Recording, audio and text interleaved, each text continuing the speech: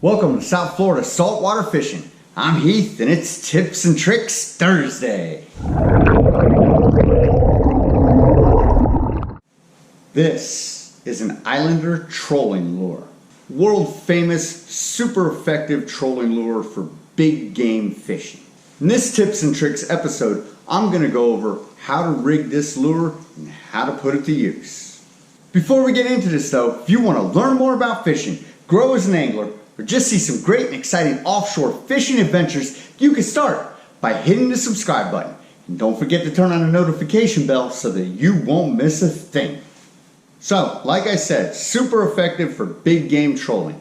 You can troll this lure with or without fresh bait such as a strip or a ballyhoo behind it. It's your choice. Effective both ways. Plain just as a lure or with the bait behind it. So, let's get into this. In order to properly do this, you're going to need a few things. Your Islander lure in the color of your choice. Double 8/0 tandem hook setup. 1.5 ounce egg sinker. A crimping tool. 2 crimps rated for 60-pound test.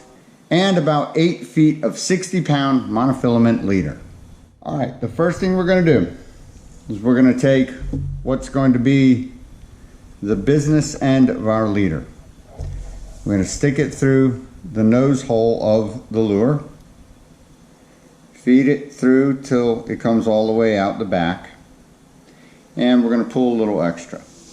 Next thing we're going to do is we are going to thread on the 1.5 ounce sinker.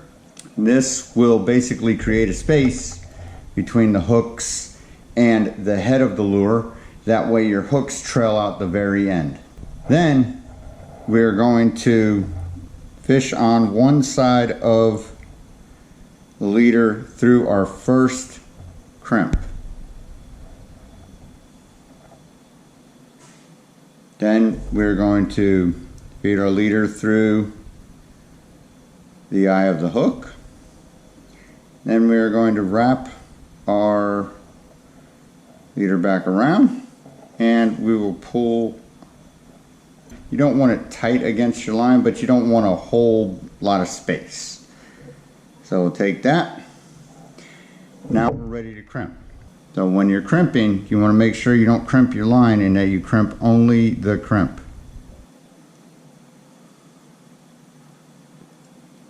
Take it and make sure you squeeze really good on your crimp so that you get a good solid installation on it.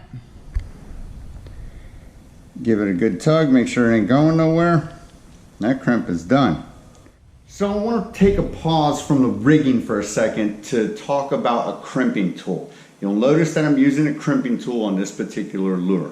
My rule of thumb is that after 50-pound test, I use crimps. It helps you avoid line warping. Line warping is a weak point in your monofilament. It has already been stretched and warped.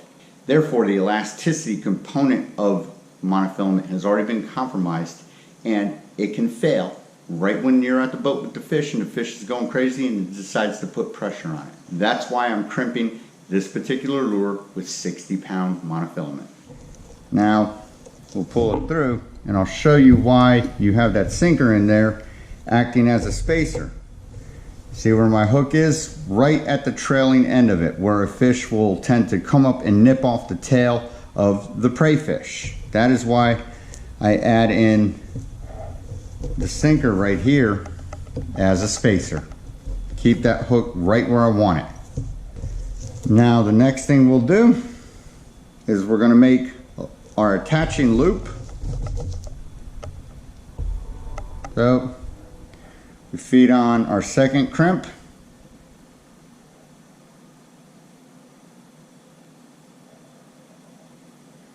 And we'll bring the leader back around to form a loop.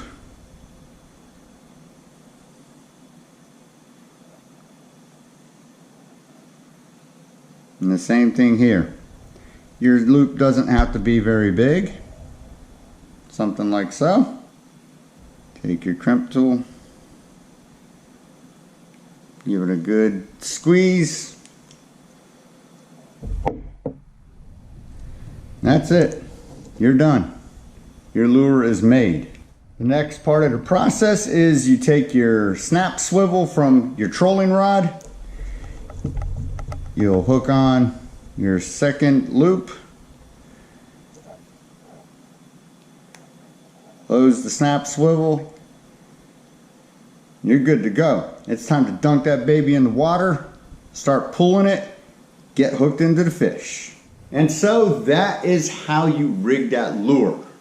Now you control this lure with or without fresh bait, such as a strip bait or a ballyhoo. If you want to, you rig it with the ballyhoo, you throw it in. You're going to want to troll it around 6 to 8 knots. If you're trolling it without ballyhoo, you can go a little faster. I tend to go between 8 and 10 knots if I'm trolling it with no bait, which is what I do more often than not. I troll it bare just as a lure only. It is just as effective, if not more effective, than having a fresh bait behind it. Get it in the water, wet up that line, pull that bait, wait for that famous zinging out sound of a fish to strike.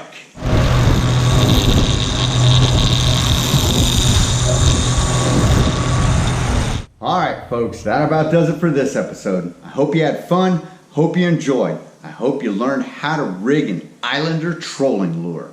Till next time, South Florida saltwater fishing, going wherever the cool wind takes us.